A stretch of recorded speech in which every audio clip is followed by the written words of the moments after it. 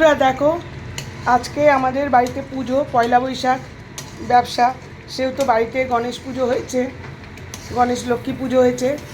খুব ব্যস্ত ছিলাম, এখন আমি অনেক ফ্রি হয়ে গেছি, কোনো কাজ নেই। তো আম শুকোতে দিয়েছিলাম, আমের আচারটা করে নিচ্ছি।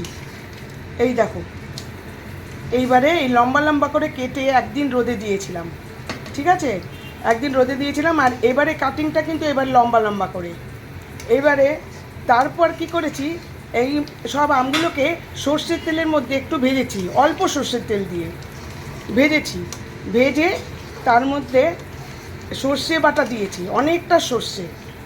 অনেকটা সর্ষে বাটা দিয়ে ভালো করে ওটাকে আমের সঙ্গে মিশিয়ে তারপরে গুড় দিয়েছি। গুড় দিয়ে কিন্তু একটু টেস্ট করে দেখলাম, কি অপূর্ব টেস্ট হয়েছে।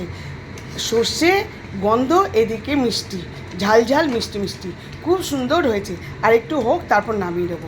তোমরা কিন্তু এরমভাবে করে দেখবে, মনে হয় খুব ভালো লাগবে তোমাদেরও। সর্ষে তো রোদে দিয়ে তেলে দিয়ে আমরা জানি, কিন্তু এটা আমি অন্য একটা পদ্ধতিতে করলাম, কিন্তু অপূর্ব খেতে হয়েছে। নিশ্চয়ই ভালো লাগলে লাইক শেয়ার কমেন্ট করো। নেক্সট আসছি আরেকটি ব্লগ নিয়ে।